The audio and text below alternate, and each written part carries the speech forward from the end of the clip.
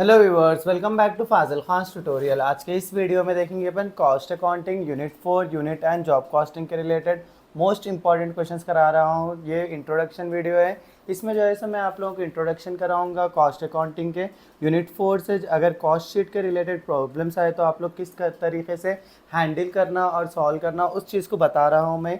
First चीज़, आप लोग जो है सो अगर हो सके तो ये प्रोफॉर्मा अच्छे से सीख लीजिए। अगर आप लोगों के पास मटेरियल नहीं है तो स्क्रीनशॉट लेना चाहे तो ले लीजिए। स्टेटमेंट ऑफ कॉस्ट शीट बोल के अपने क्या रहता, particulars, units, total cost, cost per unit रहता। फर्स्ट चीज़ क्या आती है इसमें, raw material consumed, direct labour और डायरेक्ट एक्सपेंसेस बोल रहे हैं अपन।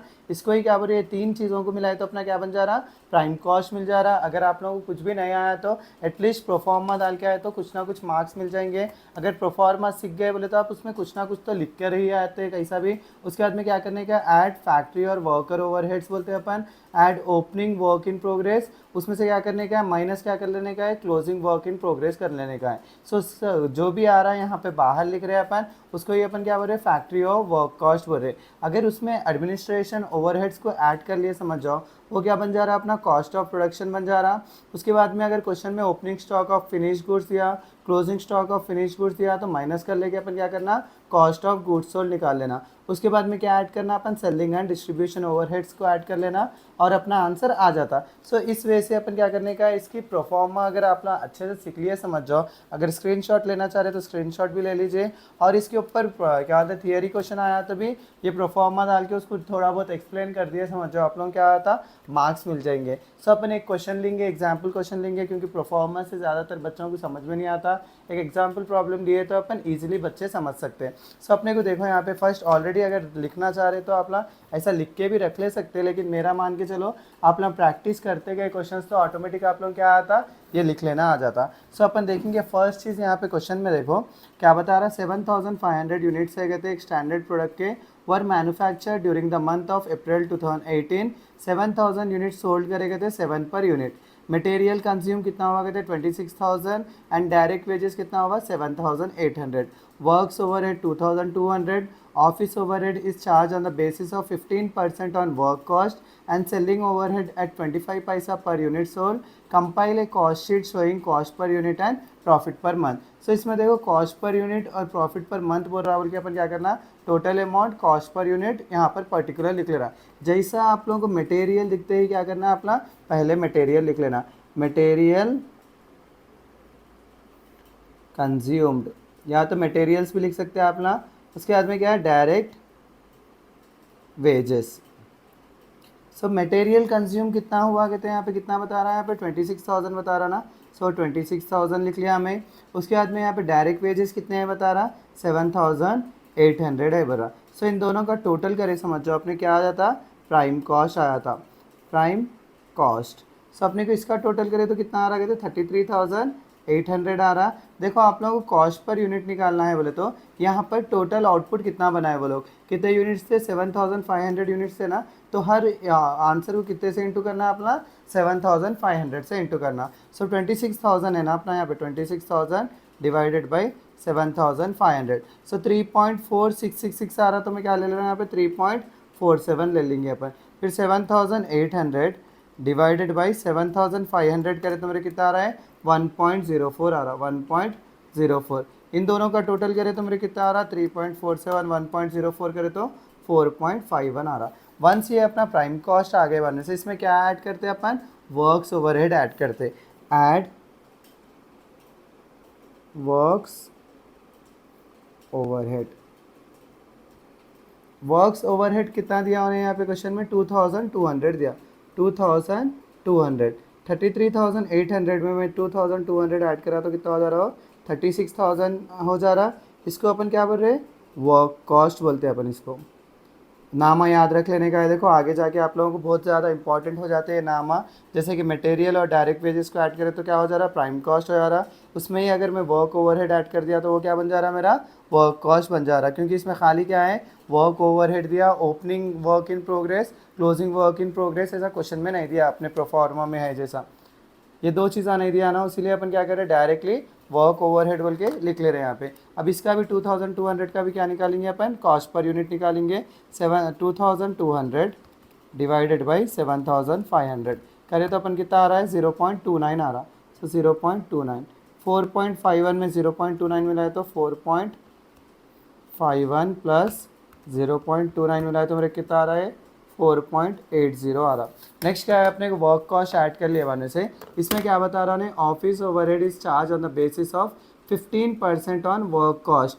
क्या बोल रहा है, ऑफिस ओवरहेड कितना चार्ज कर रहे कहते हैं अपन 15% ऑन वर्क कॉस्ट। अगर इसका नाम नहीं मालूम रहा समझ जाओ आप लोगों को, तो किसके ऊपर 15% निकालते हैं, यहाँ पे आप लोग कंफ्यूज होते हैं, इसीलिए क्या करने का अपने को ये नामा भी याद रख लेना। ऐड क्या ऐड कर रहे हैं अपन इसमें, ऑफिस ओवरहेड ऐड कर रहे हैं, ऑफिस ओवरहेड।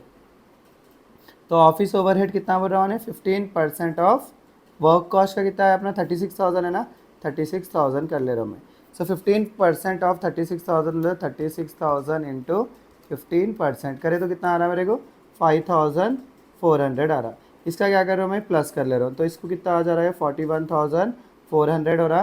ये 5,400 को भी अपन क्या कर रहे हैं, पॉइंट में आंसर निकाल लेने का रेट पर यूनिट, उसीलिए उसको भी डिवाइडेड बाई 7,500 कर ले रहे। तो ये कितना हो जा रहा है मेरा 5.52 हो जा रहा। नेक्स्ट अपने को देखो वर्क ओवरहेड, ऑफिस ओवरहेड होते ही रहने जो रेट आता अपने को वैल्यू आता उसको क्या बोल रहे हैं अपन, कॉस्ट ऑफ प्रोडक्शन बोल रहे, क्या बोल रहे हैं इसको अपन, कॉस्ट ऑफ प्रोडक्शन बोल रहे हैं। उसके बाद में देखो add opening stock of finish goods कर रहे हैं अपन। हाँ, अगर उन्हें क्वेश्चन में ओपनिंग स्टॉक और क्या बोलते हैं क्लोजिंग स्टॉक दे रहा समझ जाओ, किसका, फिनिश गुड्स का, तो अपन क्या कर लेने का है, यहाँ लिख लेने का है। यहाँ पे देखो opening stock of finish goods उन्हें किधर भी नहीं दिया अपने को, closing stock of finish goods उन्हें क्या करा अपने को एक आइडिया से दिया, 7,500 यूनिट्स थे कहते, उसमें से कितने बिक गए, 7,000 बिक गए, तो 500 यूनिट्स का हो गए अपने बच गए, क्लोजिंग स्टॉक है। तो आप ना ये अगर याद रख लेना चाह रहे समझ जाओ, ऐड क्या करना है हमेशा अपन, opening stock of finish goods कर लेना, ओपनिंग स्टॉक ऑफ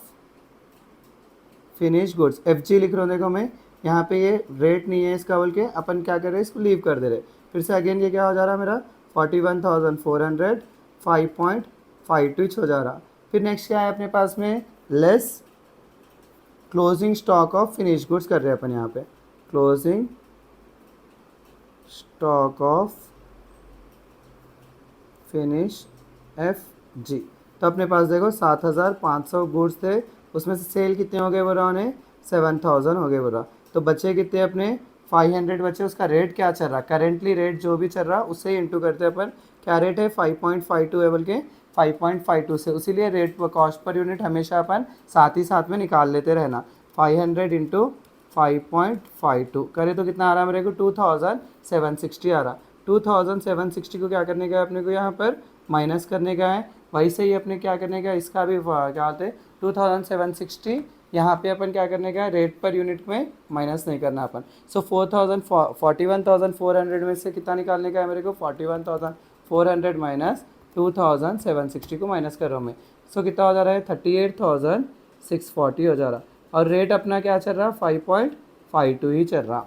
तो अपन इसको क्या बोल रहे हैं, वंस के निकाल दिया बने से अपन ओपनिंग स्टॉक और क्लोजिंग स्टॉक निकाल लिया बने से, इसको क्या बोल रहे हैं अपन, कॉस्ट ऑफ गुड्स सोल्ड बोल रहे हैं अपन।